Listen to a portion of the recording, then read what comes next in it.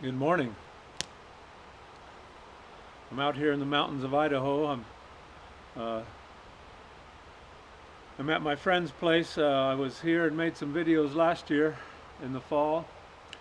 I've been out doing some thinning this morning, and it's my friend's at little tree farm, about a 40-acre property. Beautiful place, and if you remember, you can look back to the videos that came up last fall to see the little ranch house. Behind me is a old barn, and you can see the little window back here where the horse could stick his head out, or they could throw a little hay in. But this is a beautiful old place, and I'd love to live in a place like this. I live in a beautiful place, but it's not quite as private as this. Today's the 31st of October, and I guess you folks know what that means. Halloween. Really ugly thing. Uh,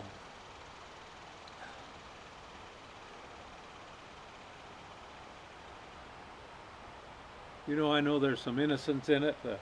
People aren't really celebrating the spirit of it, which is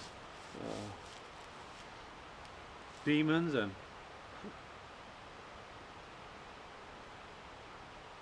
death, ugliness. But there's a certain amount of the public that celebrates that every day.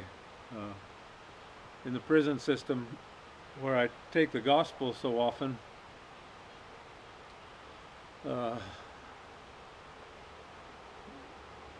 there are witches that practice there in the state,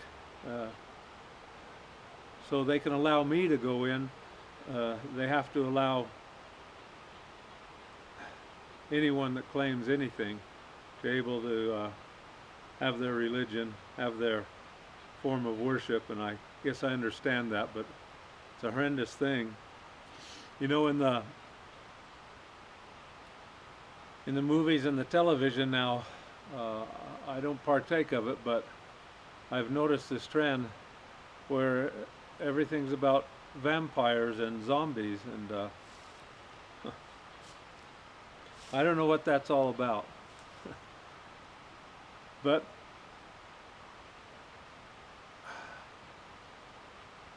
and they even glorify evil, and so I guess I know what it's about. The Prince of the Air is trying to prepare us for his manifestation, the Antichrist. But there's a warning in it for us, because in prison there's on death row there's a famous old saying, and you might have seen it in the movies or heard it: walking dead man. A man that's going, in the old movies, to the electric chair or whatever. I serve with death row inmates, and I'm blessed to know several of them as Christians. But in these television and movies shows that are talking about vampires and zombies, most especially the living dead.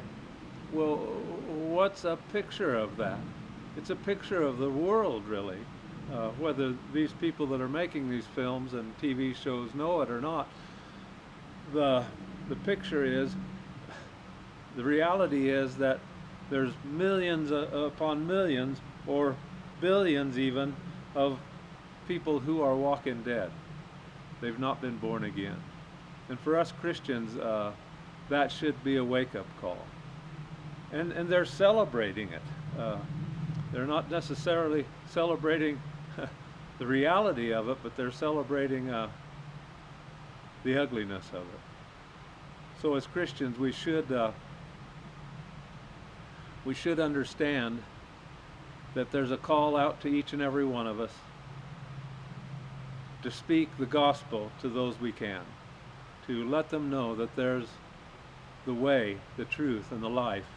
There's Jesus Christ, who died for each and every one of us, that we might be born again and into relationship with God by that death, by that birth. Praise God. It's so good to be out here. It's so wonderful to be out here just working. I'm about to head home now, but just to be out here thinning these little trees and making this stand of timber a little better, it's just such a joy to me. But I have a full day. I've been sawing in the morning, and I'm going to be sewing in the evening. I'll be preaching at the City Light Mission for women and children this evening. What a pleasure it is to serve there. People in need, for sure. You can pray for them. I know this video won't get up on Halloween because in my little town the internet doesn't work fast enough to really upload a video from here, but I will upload it this evening, probably before I leave. So for that service tonight. But instead of celebrating ugliness and evil and blood and guts and gore and whatever they're going to celebrate tonight, let's celebrate a godly woman, because it's the 31st of the month. We go to Proverbs 31. Who can find a virtuous woman? Verse 10. For her price is far above rubies. A woman that is honest, real, she's worth her weight in gold, right? The heart of her husband doth safely trust in her, so that he shall have no need of spoil. His house is safe. And in verse 12 it says, she will do him good and not evil all the days of her life. Oh, what a blessing a good woman is. In verse 30, it makes the point at the end of the next to last verse, verse 30 of Proverbs 31, it says, favor is deceitful and beauty vain, worth nothing. So so all her good graces and all her beauty is vain, but a woman that feareth the Lord, she shall be praised. And a God-fearing woman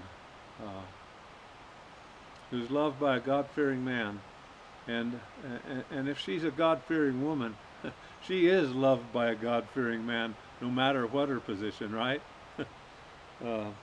What a blessing to this world God-fearing women are, and I pray so much that so many more will come to know the Lord and to learn His ways and to and be blessed by Him. Well, God bless you, and see you next time.